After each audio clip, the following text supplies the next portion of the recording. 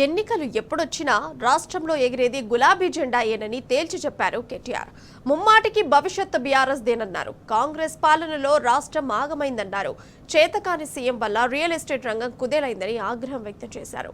HCU భూముల్లో రేవంత్ ప్రభుత్వం పర్యావరణ విధ్వంసం సృష్టించిందని మండిపడ్డారు. డిసెంబర్ నాటికి ఈ రోజుకు ఇప్పుడు మల్లారెడ్డి సాబ్ చెప్పింది ఉత్తగానే చెప్పలే. ఆయన చమత్కారంగా మాట్లాడతాడు, మల్లన్న నవ్వించినందుకు అప్పుడప్పుడు చెప్తాడు. కానీ మనిషి లోతైన మనిషి కాబట్టి గంత పెద్ద ఎత్తున వ్యాపారాలు చేయడు, గంత పెద్ద ఎత్తున కథ చేయడు. ఆయన చాలా లోతైన మనిషి, అట్లా నవ్వుతా ఉంటాడు కానీ చాలా లోతైన మనిషి. ఆయన ఒక గొప్ప మాట చెప్పిండు. ఈ 16-17 నెలల్లో మన పరిస్థితి ఇంకా మెరుగైంది, అవతల పరిస్థితి అధ్వానమైంది. ఒక్కటి కాదు, ఎన్ని ఘాతకాలు. హైడ్రా పేరు మీద అరాచకం. రేవంత్ రెడ్డి గారు అన్న ఇల్లేమో కూలది, పైసలున్నోని ఎవని ఇల్లు కూలది. బాగా ధనవంతులైతే ఎవని ఇల్లు ముట్టుకోరు, కానీ గరీబ్ గారు మెట్టుగూడల రోడ్డు మీద దుకాణాలు పెట్టుకుంటే వానిగులు కొడతారు. హాకర్స్ వాళ్ళు ఏంది పాపం, రోజు తోపుడు పనులు వాళ్ళను సికింద్రాబాద్లా, సనత్ నగర్లా, జూబ్లీహిల్స్లా ఏడబడతాడు గుంజుడు, కొట్టుడు, గుద్దుడు.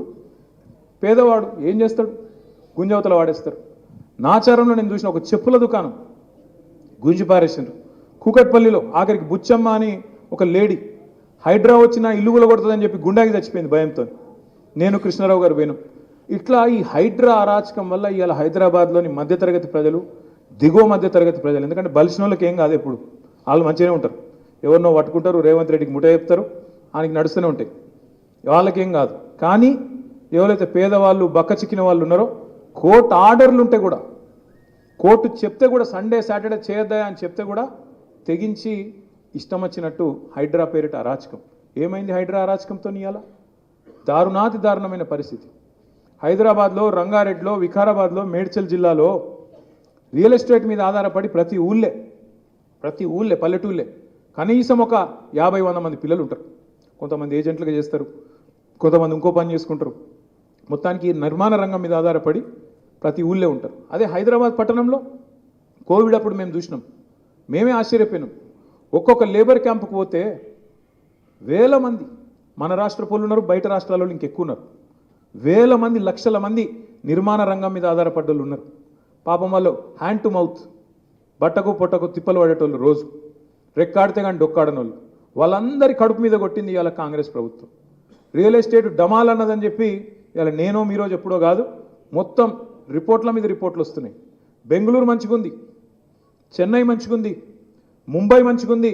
ఇక్కడ చాతగాని ప్రభుత్వం వల్ల, చాతగాని ముఖ్యమంత్రి వల్ల, ఈయన నెగిటివ్ విధానాల వల్ల, నెగిటివ్ పాలిటిక్స్ వల్ల ఇవాళ హైదరాబాద్లో నిర్మాణ రంగం కుదేలైపోయింది. ఒక నిర్మాణ రంగం కుదేలైతే ఒక వాళ్ళకి తిప్పలు కాదు, దాని మీద ఆధారపడ్డ సిమెంటోడు, స్టీలోడు, ఇటుకల బట్టోడు, ప్రతి ఒక్కరు వాళ్ళందరూ ఆగమవుతారు. ఇలా మీరు చూడండి హైడ్రా వల్ల అట్లా. ఇక మూసి 6 గ్యారంటీలు అంటాడు, 100 రోజులు అన్నాడు, ఇన్ని కథలు చెప్పిండ్రు.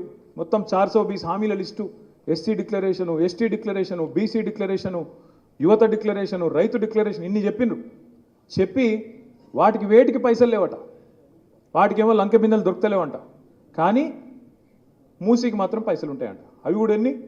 1,50,000 కోట్లు పెట్టి మూసీ కడతా అంటాడు రేవంత్ రెడ్డి గారు. ఎందుకయ్యా మూసీతో మురిసే రైతులు ఎంతమంది, మూసీతో వచ్చే ఉద్యోగాలు ఎన్ని, ఇది అడిగితే సమాధానం చెప్పాడు. మూసి ఏం చేస్తావు, మూసి మేమే కట్టినాం కదా ఎస్టీపీలు మొత్తం, నువ్వేం చేస్తావు? కేవలం గోదావరి నీళ్లు తీసుకొచ్చి గండిపేటలో వస్తే మంచిగా కిందికి దబాయించి ఇయ్యచ్చు కదా, మంచి స్వచ్ఛమైన నీళ్లు. ఎందుకు ఆగం చేస్తున్నావు, ఎందుకు ఇన్ని బతుకులను ఆగం చేస్తున్నావు, ఇల్లుగులో కొడుతున్నావు అంటే సమాధానం రాదు. వాళ్ళందరూ ఏడుస్తుంటే, బూతులు తిడుతుంటే వాళ్ళ మీద కేసులు పెడతారు. కడుపు మండినోడు బూతులు తిట్టక ఏం చేస్తారు? మరి మనం తిడుతున్నామా? ఇలా రేవంత్ రెడ్డి గారిని జనం తిట్టే తిట్లు ఇంకో ముఖ్యమంత్రి, ఇంకో నాయకుడు అయితే అమ్మతోడు చెప్తున్నా ఆయనతో బకెట్లో నీళ్ళు పోసుకుని అలా దుంకి చచ్చిపోతుండే. రేవంత్ రెడ్డి కాబట్టి నడిచిపోతున్నా అని దులుపుకొని పోతున్నాయి. అంటే ఇది ఒక్కటే కాదు, ఇప్పుడు అదే అన్న యాద్ చేస్తున్నాడు. హైదరాబాద్లోనే మూడు అరాచకాలు: హైడ్రా, మూసి, ఇప్పుడు మళ్ళీ నిన్న భూములు, హెచ్సియు. మనం పెట్టిన ఏలన్లా ఆ పిల్లలు, హైదరాబాద్ సెంట్రల్ యూనివర్సిటీ పిల్లలు, వాళ్ళిచ్చే వాళ్ళు బయటికి వచ్చి లొల్లి పెట్టి మనల్ని రమ్మంటే కూడా మనం పోలే.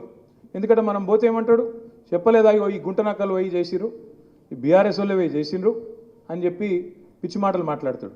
అందుకే మనం వాడికి పోలే. ఏమున్నా బయటికి వెళ్ళి మద్దతు చెప్పినాం, మీడియా ద్వారా చెప్పినాం, అవసరమైతే న్యాయ పోరాటం చేస్తామని చెప్పినాం, కానీ అందులో పోలే. కానీ ఆ ఉద్యమాన్ని కూడా మలినం చేసే విధంగా ఎంత చిల్లర మాటలండి ఒక ముఖ్యమంత్రి. ఆడ జింకలు లేవు, గుంటనక్కలు ఉన్నాయంటాడు. మరి ఆడ జింకలు ఉన్నాయా ఏమున్నాయి? ఇప్పుడు చచ్చిపోతే ఒక్కొక్కటి బయటకు వస్తుంది. ఇప్పటికే 4 జింకలు చచ్చిపోయినాయి. ఒక్క జింకను చంపితే సల్మాన్ ఖాన్ తీసుకుపోయి జైల్లో పెట్టిరు. మరి 4 జింకలు చంపిండు రేవంత్ రెడ్డి. ఏం చేయాలి?